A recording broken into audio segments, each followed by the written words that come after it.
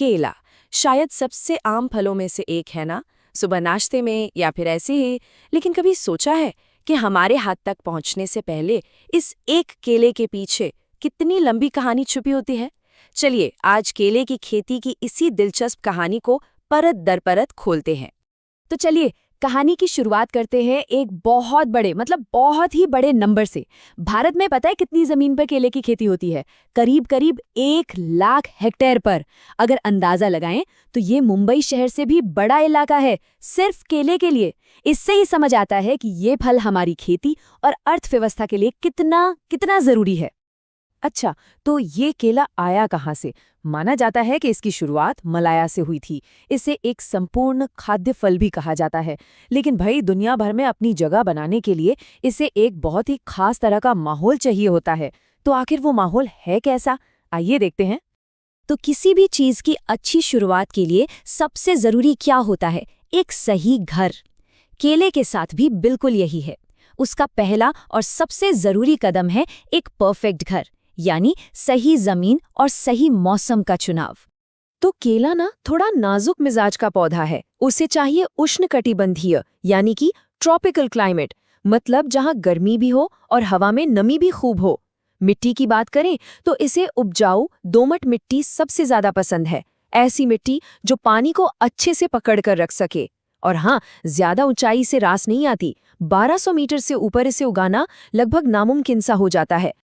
लेकिन जहाँ इतनी सारी अच्छी चीजें हैं वहाँ कुछ दुश्मन भी तो होंगे, है ना? और केले के दो सबसे बड़े दुश्मन हैं, एक तो पाला और दूसरा गरम तेज हवा। बस ये दो चीजें केले की पूरी फसल को एक झटके में बर्बाद कर सकती हैं। अच्छा, क्या किसी को पता है कि केले सिर्फ वही नहीं होते जो हम फल की तरह खाते हैं? असल में केले की 2 मेन किस्में होती हैं। एक तो है सब्जी वाला केला, जिसकी सब्जी बनती है, जैसे हजारा और राम केला। और दूसरा है वो पका हुआ मीठा केला जो हम सबका फेवरेट है, जैसे कि हरी छाल, मालभोग और बसराई। तो भाई सही जगह मिल गई, किस्म भी चुन ली। अब बारी है एक नए पौधे को जन्म देने की। देखते हैं कि ये नई शुरुआत कैसे होती है। यहाँ एक बहुत ही मजेदार बात है। केला बीज से नहीं उगता। हाँ, ये सकर नाम की चीज से उगता है, जिसे अधोभूतारी भी कहते हैं। अब ये सकर क्या है? ये दरअसल जो मेन पौधा होता है ना, उसकी जड़ के पास से ही एक नई शाखा निकलती है और इसी एक शाखा से एक पूरा का पूरा नया पौधा तैयार हो जाता है। लेकिन सारे सकर एक जैसे नहीं होते। मतलब एक अच्छे पौधे के लिए एक अच्छा सकर चुनना बहुत जरूरी है। सबसे बढ़िया सकर वो माने जाते हैं जो एकदम मजबूत हों और जिनकी पत्तियां तलवार की तरह नुकीली हों। जो चौड़ी पत्तियों वाले सकर होते ना, उनसे अच्छे फल नहीं मिलते, तो किसान उन्हें इस्तेमाल करने से बचते हैं। अब पौधे को लगाने का भी एक पूरा प्रोसेस है, एक तरीका है। सबसे पहले खेत की अच्छे से जुताई होती है ताकि सारी खरपतवार निकल जाए। फिर लगभग 2-2 मीटर की दूरी पर गड्ढे खोदे जाते हैं। इन गड्ढों में फिर खाद और जरूरी पोषक तत्वों का मिक्सचर भरा जाता है और आखिर में जब मानसून की पहली बारिश होती है तब इन सकर्स को जमीन में लगा दिया जाता है। तो पौधा लग गया, पर काम यहाँ खत्म नहीं हुआ। असल में असली काम तो अब शुरू होता है, उस नन्हे पौधे की देखभाल का, उसकी परवरिश का। और ये देखभाल कोई छोटा मोटा काम नहीं है, इसमें बहुत कुछ शामिल है। जैसे बारिश से पहले और बाद में बांध की निराई गुड़ाई करना, ये पक्का करना कि पानी कहीं जमा न हो। और सबसे जरूरी सिंचाई। गर्मियों में तो हर हफ्ते पानी देना पड़ता है और सर्दियों में 15 दिन में एक बार। और हाँ, वो जो बेकार वाले चौड़ी पत्ती के सकज निकलते रहते ना, उन्हें लगातार काटते रहना पड़ता है ताकि असली पौधे को पूरा पोषण मिले। एक पुरानी कहावत है, जैसा खिलाओगे वैसा ही पाओगे, और ये बात केले के पौधे पर 100% लागू होती है। एक अच्छी तरह से पोषित पौधा ही अच्छी फसल दे सकता है।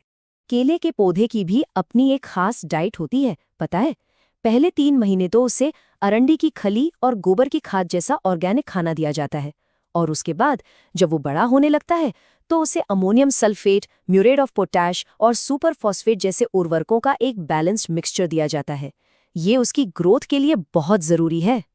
और फिर महीनों की इस लगातार मेहनत और देखभाल के बाद वो घड़ी आती है जिसका हर किसान को बेसब्री से इंतजार रहता है, जब पौधा फल देने लगता है और फसल कटाई के लिए तैयार हो जाती है। पर ये इंतजार काफी लंबा होता है। सकर लगाने के लगभग 10 से 12 महीने बाद, मतलब करीब करीब 1 साल बाद पौधे पर फल आना शुरू होता है, और उसके बाद भी 3 से 4 महीने और लगते हैं, तब जाकर वो केले का पूरा गुच्छा कटाई के लिए तैयार होता है। धैर्य का काम है ये। जब सब कुछ ठीक ठाक चलता है तो मेहनत का फल वाकई बहुत मीठा होता है। 1 हेक्टेयर जमीन से औसतन 180 क्विंटल केले की पैदावार हो सकती है। 180 क्विंटल, जरा सोचिए कितना ज्यादा है। और ये जो केले के गुच्छे होते हैं ना, ये इतने भारी हो जाते हैं कि इनके वजन से बेचारा पौधा ही टूट सकता है। इसीलिए उन्हें टूटने से बचाने के लिए अक्सर लकड़ी या बांस की बल्लियों का सहारा दिया जाता है। एक तरह से ये अच्छी और भारी फसल की निशानी भी है। लेकिन रुकिए, कहानी अभी खत्म नहीं हुई है। फसल तैयार होने के बाद भी एक आखिरी लड़ाई बाकी है, और वो है उसे कीटों और बीमारियों से बचाने की। केले के पौधे को भी कई चीजों से खतरा रहता है, जैसे तनाछेदक और केला बीटल जैसे कीड़े।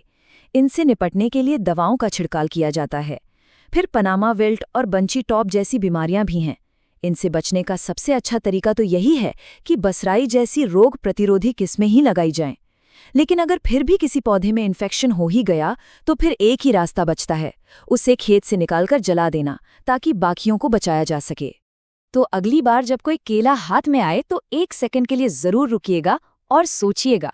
एक सही जमीन चुनने से लेकर एक नन्हे सकर को पालने पोसने, उसे खिलाने पिलाने, बीमारियों से बचाने और फिर बाजार तक पहुंचाने तक का ये सफर, उस एक केले का सफर वाकई कितना लंबा, कितना जटिल और कितनी मेहनत से भरा होता है।